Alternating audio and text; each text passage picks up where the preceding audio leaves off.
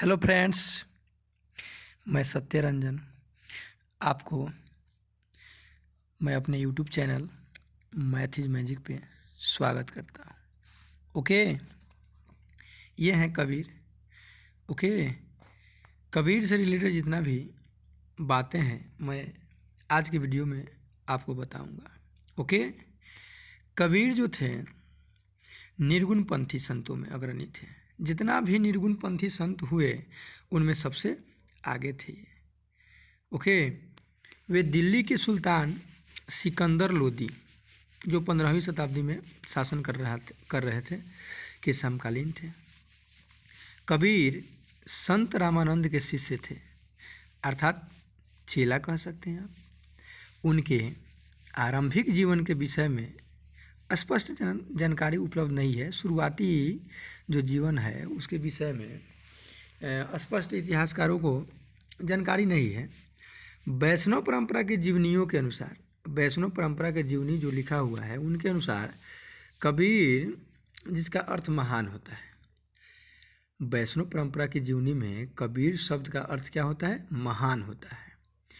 एक विधवा ब्राह्मणी के पुत्र थे, और जिनके ये पुत्र थे वो एक विधवा थी और ब्राह्मणी थी, जिसने उन्हें तो जन्म तो दिया लेकिन तुरंत बाद उसको क्या कर दिया? त्याग दिया। अर्थात जिसे लावारिस भी बोल सकते हैं आप। उनका लालन पालन हाल के एक धर्म परिवर्तन मुसलमान धर्म जो अपना परिवर्तित कर लिया था एक मुसलमान ने ही किया। यह परिवार गरीब था और व्यवसाय से जुलाहा था, कपड़ा उपड़ा बनाता था अपना। अतः कबीर ने भी पारिवारिक व्यवसाय को ही अपनाया। अब उनसे वो अलग थोड़ी ना थे, इसलिए उन्होंने वही जुलाहा का जो व्यवसाय होता है अपनाए। बनारस अर्थात काशी में निवास करते समय उनका संपर्क हिंदू मुसलमान संतों से हुआ। जब बनारस यानी काशी में जब निवास कर रहे थे उस समय इनको संपर्क हिंदू और मुसलमान संतों से हुआ। अब हिंदू में पंडित लोग होते हैं और मुस्लिम में मौलवी मौलाना लोग होते हैं। उन्हीं से इनका संपर्क हुआ जिसने उनकी विचारधारा को गहरे रूप से प्रभावित किया। ऐसी मान्यता है कि कबीर ने संत रामानंद से भक्ति की दीक्षा ग्रहण किए थे। तो रामानंद तो इनका शिष्य थे और भक्ति के जो दीक्षा जो ग्रहण किए थे कबीर, वो रामानंद जी से किए थे। अनेक इतिहासकार लोग जो हैं कबीर और रामानंद के समकालीन होने पर प्रश्न चिन्ह लगाते हैं, बोलते हैं कि नहीं, ये ऐसा नहीं है। कबीर ने अन्य संतों के विपरीत संन्यास मार्ग नहीं अपनाया, सन्यासी जीवन कबीर नहीं अपनाए। परिवार के साथ रहते हुए ही उन्होंने सामाजिक धार्मिक कृतियों अंधविश्वासों के विरुद्ध सशक्त अभियान चलाया।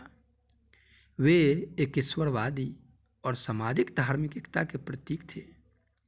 वे सभी देवताओं को एक समान मानते थे। उनका कहना था कि ईश्वर को अनेक नामों से पुकारा जाता है, जैसे अल्लाह हो गया, राम हो गया, रहीम हो गया, केशव, हरि, हजरत आदि नामों से पुकारा जाता है, लेकिन ईश्वर तो है एक ही।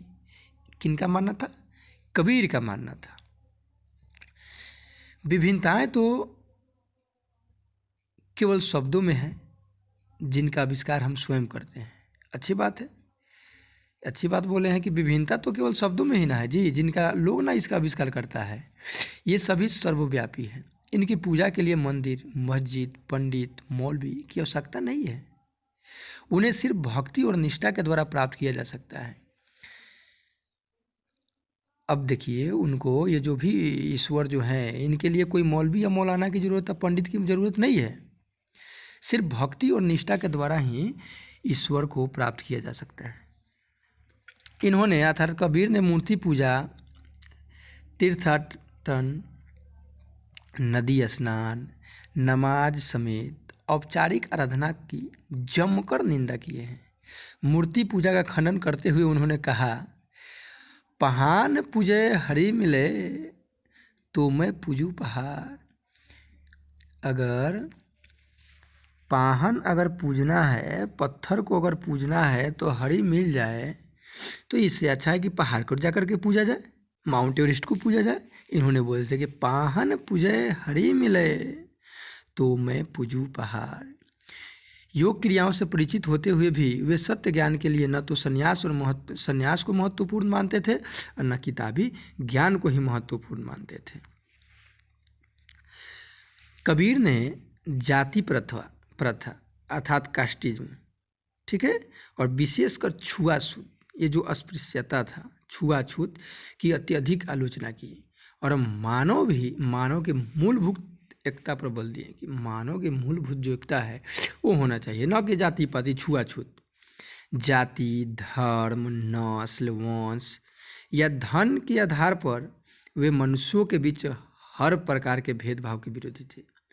ये लोग जो होते हैं कि जाति के नाम पर, धर्म के नाम पर, नस्ल के नाम पर, वंश के नाम पर और धन के आधार पर जो माने भेदभाव करते थे, वे इनके कट्टर विरोधी समझ लीजिए थे। और ख़ास करके मैं भी हूँ ऐसा ही। न मैं कास्टिज्म करता हूँ, न मैं क्या बोलते हैं उसको, अपने धर्म को जो श्रेष्ठ मानता है, ये सब कभी भी मैं नहीं करता हूँ। ये अच्छे हैं।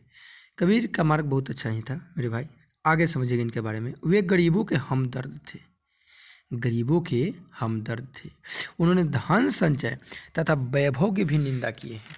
धन का संचय भी तो सही बात है, धन का संचय अरे है तो उपयोग कीजिए उसका। लोक कल्याण एवं व्यक्तिगत आवश्यकता के अनुरूप ही धन उपार्जन का उपदेश दिए हैं इन्होंने कि आप कीजिए, लेकिन धन का उपार्जन कीजिए, लेकिन लोगों के कल्याण भी होना चाहिए। इसलिए अनेक इतिहासकार कबीर को साम्यवादी भी मानते हैं।